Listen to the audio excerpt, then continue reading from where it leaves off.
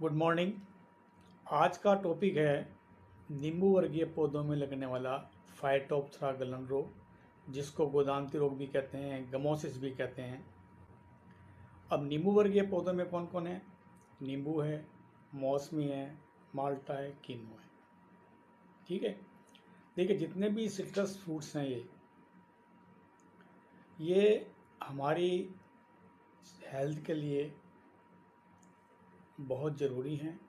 कारण क्या है कि इनमें विटामिन सी, अमीनो एसिड्स और बहुत सारे पोषक तत्व होते हैं, और इन फलों के द्वारा बॉडी में इम्यूनिटी पैदा होती है, यानी रोगों से लड़ने की क्षमता पैदा होती है, और पोषक तत्व तो मिलते ही हैं। अब जो फाइटोप्थरा रोग है वो उन सभी बागों में मिलेगा आपको देखने को जो पुराने हो रहे हैं, यानी 8 साल से पुराने जितने भी बाग हैं, वो बाग चाहे नींबू के, संतरा के, किन्नू के, माल्टा किसी की भी हो, उसमें आपको यह रोग देखने को मिलेगा।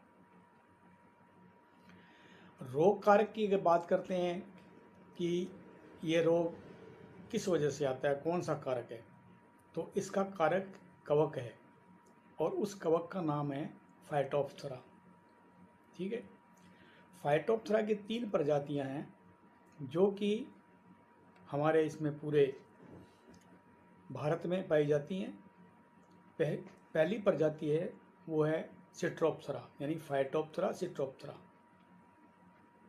सिट्रोप्थरा जो प्रजाति है फाइटोप्थरा की, वो ज़्यादातर विंटर सीजन में, यानी कि सर्दी के मौसम में अटैक करेगी, जबकि भूमि का जो तापक्रम है वो 24 से लेके 28 डिग्री के सेम के अंदर अंदर रहता है।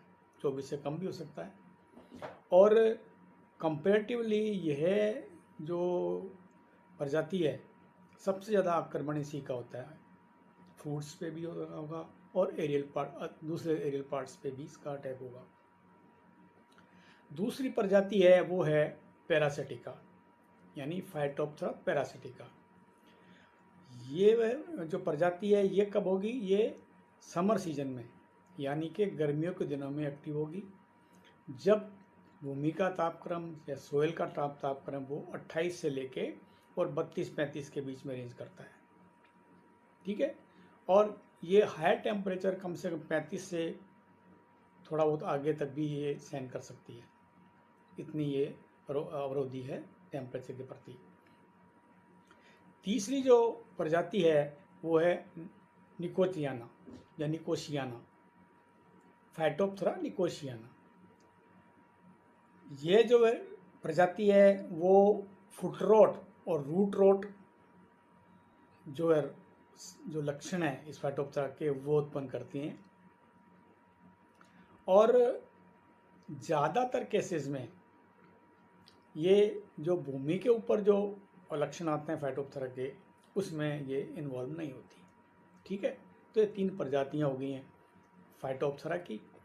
अब फाइटोप्थरा का क्लासिफिकेशन की बात करें हम, तो देखिए फाइटोप्थरा क्लासिफिकेशन किंगडम जो फाइटोप्थरा का वो है माइकोटा। ठीक है। डिवीजन इसका है यू माइकोटा, सब डिवीजन इसका है मैस्टिगोमाइकोटिना, क्लास है ऊमाइसिटीज, ऑर्डर है इसका पिरेनोस्पोरेल्स, फैमिली पिथियेसी, और जीनस है इसका फाइटोप्थरा। स्पेसीज मैंने आपको पहले बताई 3 है, सिट्रोप्थरा, पैरासिटिका और निकोशियाना। तो ये इसके रोग कारक हो गया, इसका क्लासिफिकेशन हो गया। अब बात करते हैं इसके लक्षण की। देखिए, इसके रोग के लक्षण हैं वो किन्नू की नर्सरी, बाग, फल सभी पे मिलेगा, यानी कि रोग का प्रकोप जो है वो नर्सरी से स्टार्ट हो जाता है, शुरू हो जाएगा। और उस वक्त क्या होगा कि नर्सरी में जो पौधा है उसमें आर्द्र गलन या जड़ गलन के लक्षण उत्पन्न होते हैं। आर्द्र गलन का मतलब क्या है? डैम्पिंग ऑफ, उसके लक्षण उत्पन्न होंगे। रोग ग्रसित पौधे का जो कलर है, रंग है, वो पीला पड़ने लगता है। ठीक है, और बढ़वार इसकी रुक जाएगी पौधे की। और ऐसे पौधों का जो कि नर्सरी में इस रोग से ग्रसित हो रहे हैं, उनमें क्या होगा कि जो जड़ तंत्र होता है पौधे का वो एक तरह से अविकसित होता है और बहुत ज़्यादा उग्र अवस्था होती है रोग की। तो उसमें क्या होगा कि जो भूमि से सटा भाग है तने का पौधे का वो वहाँ से गल जाएगा।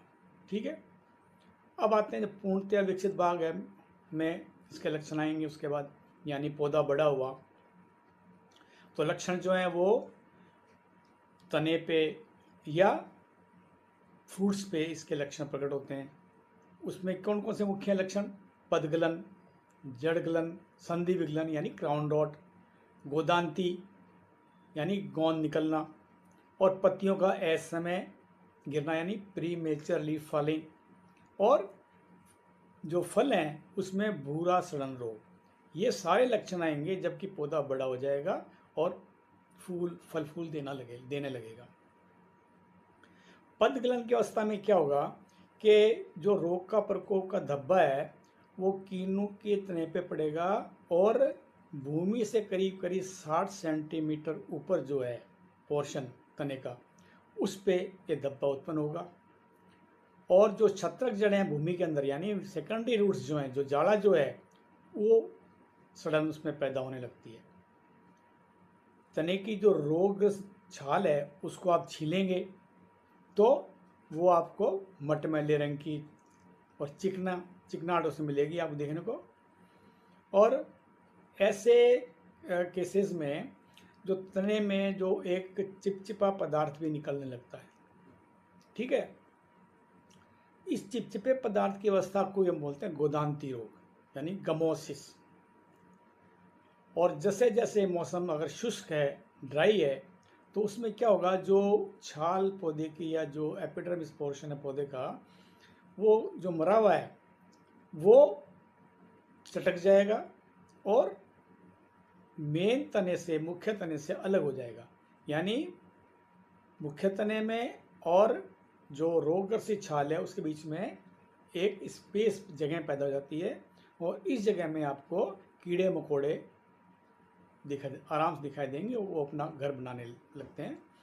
और रोग की उग्र अवस्था में क्या होगा कि जो जड़ तंत्र है वो पूरी तरह से प्रभावित होता है और इसकी जो टहनियाँ हैं पौधे की वो धीरे धीरे मरने लगती हैं। ज़्यादातर केसेस में क्या बीमारी जो है वो पोषक जड़ों तक ही सीमित रहती है, इसलिए आपको दिखाई नहीं देगी शुरुआती अवस्था में।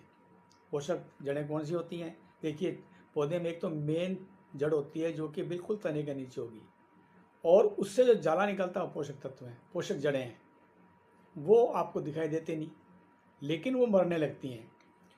पत्तियों का हल्का पीला रंग इस बीमारी का पहला लक्षण है, लेकिन ज़्यादातर केसेस में हम क्या हैं कि ऐसे लक्षण से क्या भ्रमित हो जाते हैं कि भाई ये नाइट्रोजन के लक्षण है। हमारा ध्यान जाता नहीं कि भाई ये फाइटोप्थोरा भी हो सकता है। इसमें क्या होगा कि जो पौधे की पत्तियां हैं उसकी जो मिडरेबल लेटरल रिब्स हैं यानी मध्य और जो साइड की शिराएं हैं वो पीली पड़ने लगती हैं और उनके आसपास के उत्तक भी पीले पड़ने लगते हैं। ये इसका पत्तियों पे लक्षण आता है। और दूसरी बात यह है कि जितनी जड़ें मरती हैं इस पौधे के रोग के कारण उतनी जड़ें पैदा नहीं होती। देखिए, प्रकृति का नियम है या 10 जड़ें मर रही हैं तो 10 और पैदा हो जाती है, इसलिए पौधा सर्वाइव करता है। लेकिन रोग में क्या होगा, 10 जड़ें मरी हैं तो मुश्किल 2-3 जड़ें उत्पन्न होंगी। इसलिए धीरे धीरे क्या होगा, जड़ तंत्र है वो कम होता जाएगा और पौधा जो है वो एक तरह से पूरा रोग ग्रसित होकर मरने लगता है। पौधे की टहनियाँ वो नंगी हो जाएंगी, जिसमें कि अपन कहते हैं डाईबैक सिम्टम नज़र आ जाएंगे, यानी ऊपर से सुखावट चालू हो जाएगी। पौधे का जो वृंत है यानी जो तना है वो सिकुड़ जाएगा और धीरे धीरे जो एक तरह से स्लो डिक्लाइन यानी कि दीर्घ अवधि का जो मरण है वो लक्षण इसमें प्रकट होने लगते हैं किन्नू के पौधे में। अब इसमें जो एक केस और होगा उसमें क्या होगा कि अगर लगातार 24 घंटे तक नम मौसम है और बरसात की फुहार पड़ रही है, तो वो फुहार क्या करती हैं कि ज़मीन से टकरा के वापस रिबाउंड होती हैं, और रिबाउंड होके वो कहाँ पड़ेगी,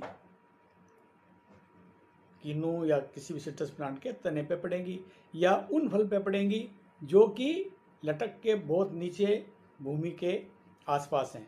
कई पौधों में क्या होता है, अगर आप ध्यान नहीं देते हैं, कटिंग ढंग से नहीं करते हैं, तो जो फल हैं वो बहुत भूमि से के आसपास लटकते मिलते हैं। तो ऐसे केसेस में वो बरसात का पानी छटक के उन पे जाएगा फ्रूट्स पे, और उस फ्रूट्स पे एक भूरा गलन पैदा होगी, वो भी फाइटोप्थोरा की वजह से ही है। कभी कभी क्या होता है कि फाइटोप्थोरा की वजह से पौधा जो है वो 1.5 गुना 2 गुना जो है वो फल प्रोड्यूस करने लगता है अपनी क्षमता से। तो उस कंडीशन में क्या होगा कि पौधा जो है वो सन्निपात में आ जाता है, यानी स्ट्रेस में आ जाता है पौधा, और इस वजह से क्या होगा कि पौधा जो है वो नेक्स्ट टाइम पहली बार तो दे देगा ये पूरा, लेकिन जितने फ्रूट्स ये दे रहा है 50 के बजाय 100, 150, 200 दे रहा है, उनका साइज सबका कम होगा और वो पकने से पहले सूखने लगते हैं। ये फाइटोप्थोरा के विभिन्न लक्षण हैं नर्सरी से लगा के बाग और विकसित पौधे में और जो फलदार पौधे में।